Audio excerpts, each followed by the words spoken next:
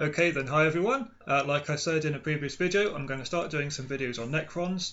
I think I haven't done the title and thumbnail yet, but I'm sure in there somewhere I'm going to make sure it's known that I'm a beginner Necron player and make sure that that's known throughout the video. I'm a Chaos guy, long-time Chaos guy. This channel really I made to be a Chaos channel mostly, but I've started playing Necrons recently. I'd say maybe 3 months ago.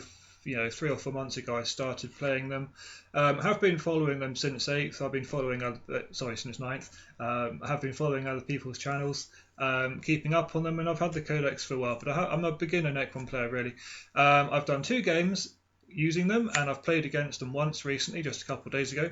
So limited experience. But I think that's why I want to make this video, because we're talking about command protocols.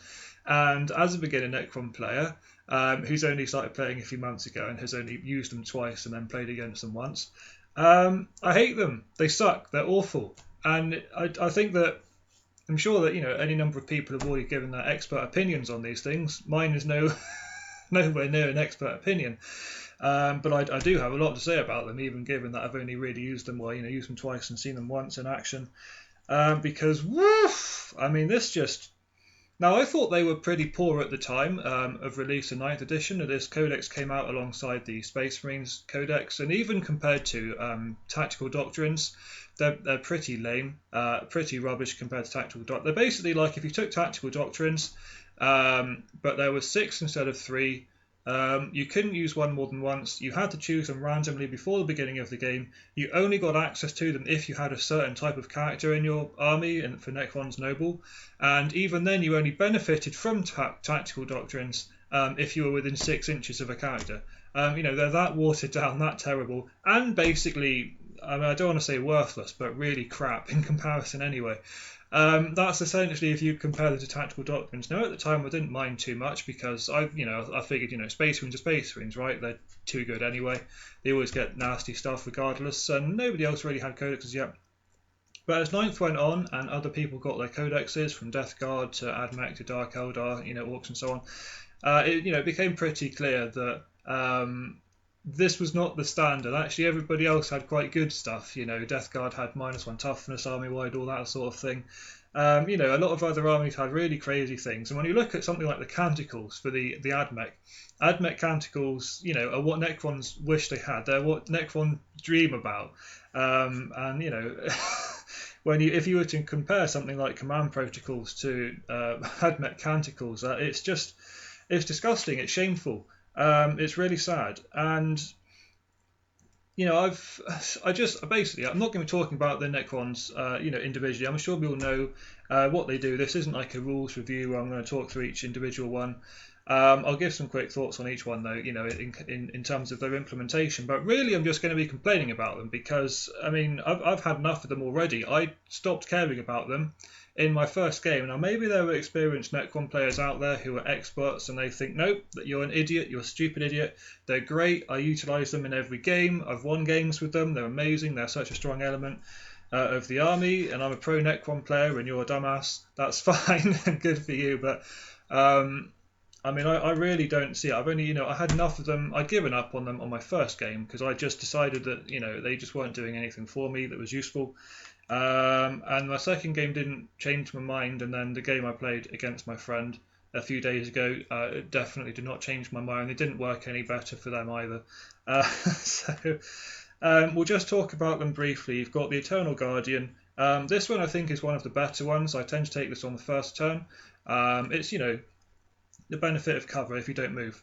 Now, obviously, if you want to move, that's not great. Some armies do. Even in the case of some of the pre-game moves you can do, there's a custom dynasty that lets you move 6 inches. You still count as moving, so you have to literally not move at all to benefit from this.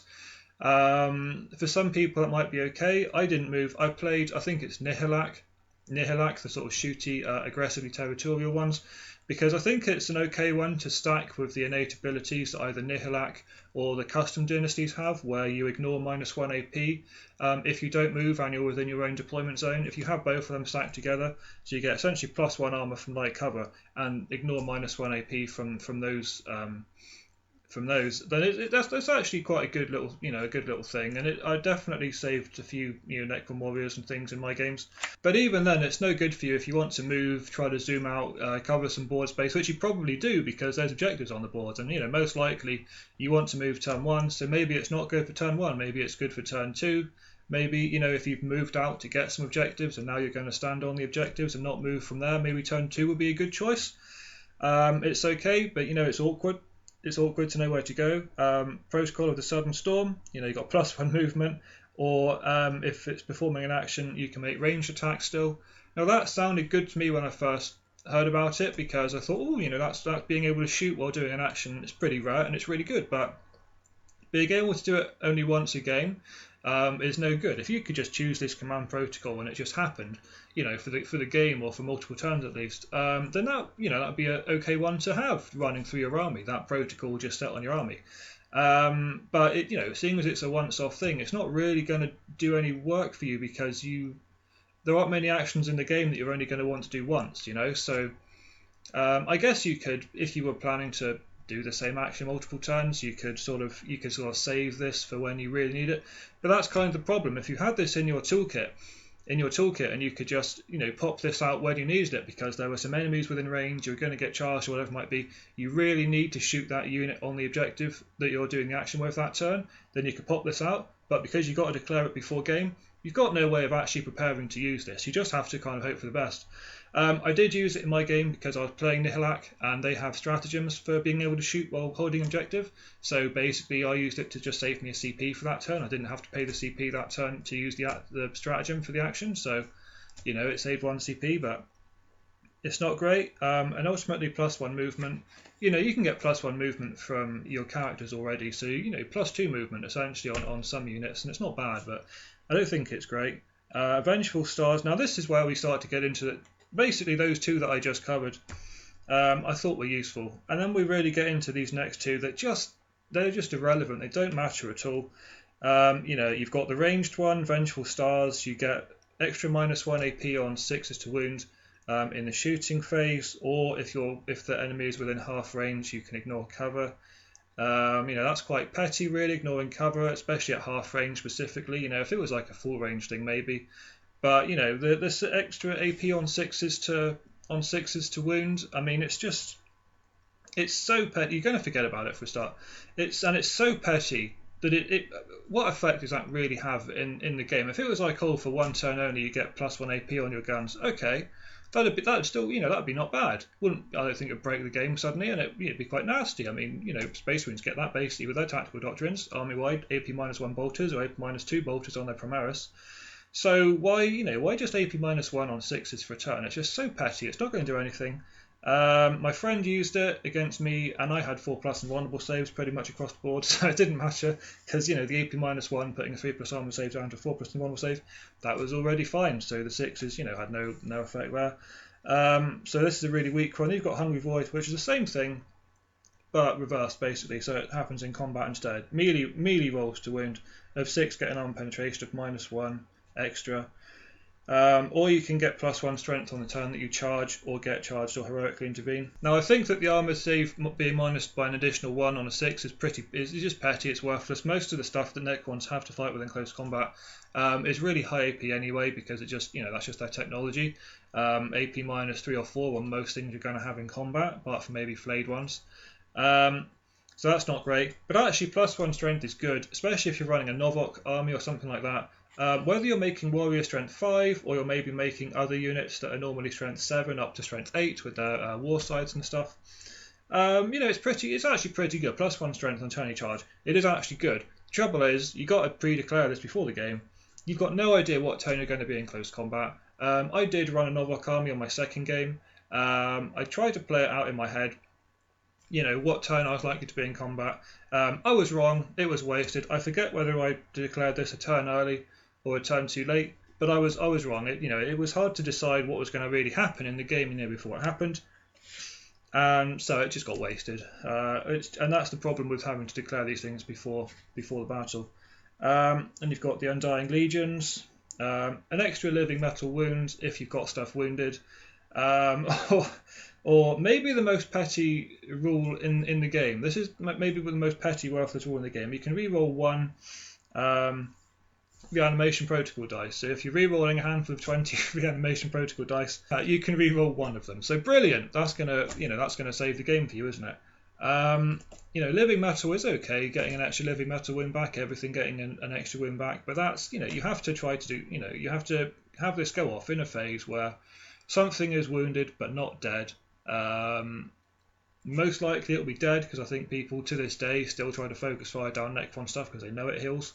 And even if it's not, you've got no idea when something's going to be wounded. You might have declared this before the game on a turn just after you needed it. You could have really used it last turn, didn't have it, or you've used it too early and there's nothing actually wounded yet. And in terms of re-rolling one dice, it's just worthless, isn't it? And the Conquering Tyrant, it's actually okay, plus 3 inches to auras, so could be useful potentially, maybe if you're trying to spread out a bit more. And all the unit is eligible to shoot in the turn it fell back from combat. Now that's actually a really good one, and I was kind of excited about this when I first used it, because I was playing Orcs, I think, in my first game, and I thought, oh, perfect, being able to fall back and shoot with my big blobs of 20 Necron warriors that I was running. Didn't really turn out, because again, the fact you've got to declare before the game, I'm trying to guess either if I'm stuck in combat because I've charged, or at the turn she's going to charge me. I'm pretty sure I used this too early. I thought she was going to be in combat, in her turn. I forget whether I thought it was going to be her turn 1 on my turn, or her turn 2. Either way, I used it too early, and she wasn't there until turn 3 or something, and it was just, I'd already used it, and it was just gone now. So that's a quick rundown on my thoughts on the actual abilities. They're pretty petty, quite petty really, and even the ones that are quite good, fundamentally, it's just too awkward to really, you have any idea what turn it's going to turn up in. And even then, like I think I briefly mentioned earlier, the fact you have to be within 6 inches of a character to even be affected by this, that's really annoying, because your Necron characters are not the most speedy things in the world, and you may well want to have you might want to have a unit of Wraiths go off and do this, they won't be affected. You might want to have a unit of Destroyers go off and do this, they won't be affected. If you deep strike in some flayed ones, they won't be affected. You can't deep strike, it's not like Terminators, you can't deep strike in a Necron Lord with your flayed ones. They're just there, the flayed ones on their own, so they won't get it. It's very, very difficult to actually proactively have this go off in the game. I think if you're playing a gun line and you've just got 4 squads of 20 Necron warriors and that sort of thing, some destroyers, backfield, then okay, because you can keep your characters around. Or maybe if you're specifically using the Veil of Darkness to move a squad on purpose, that sort of thing, you can make sure a character's nearby. But really, if we're just talking about the sort of proactive, table on the table, just everything spread out, doing its own thing, really hard to keep characters around, especially again Necron characters, because they're not like Space Marines where you can just go, oh, that's my biker guy, my jump pack guy, my Terminator guy, and all this kind of stuff. They don't really have great transport. It's not like you can just stick 9 guys on a character and a rhino and get stuff done. It's really awkward, in my opinion at least, to get characters near these units, and I think a lot of the time they're just not going to have characters near them, unless, again, you're playing a sort of gunline army and everything's just standing together shooting. Maybe then. And again, it affects your list builds. I think I've sat down and I've tried to plan out some lists maybe without nobles, because there are plenty of good characters that don't count as nobles.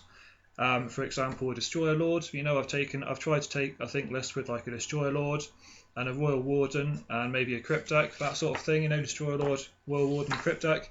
Can't do it. You wouldn't have the command protocols. Now, they are crappy enough that I think you could do without them and just never mind them.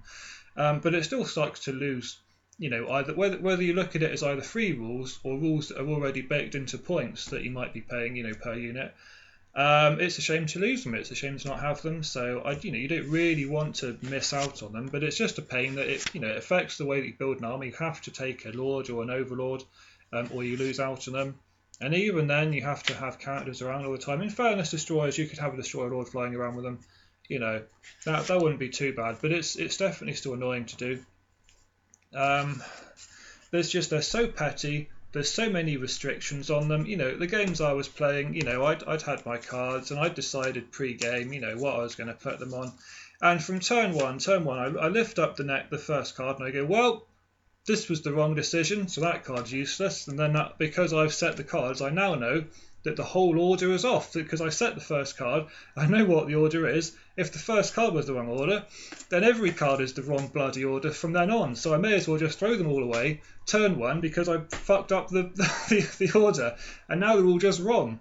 There could at least maybe be a stratagem that lets you reorganise them or something if you know you've messed up. That would be good. I pay 2 or 3 CP just to go, oh damn it, and reorganise them or something because I know I've messed it up.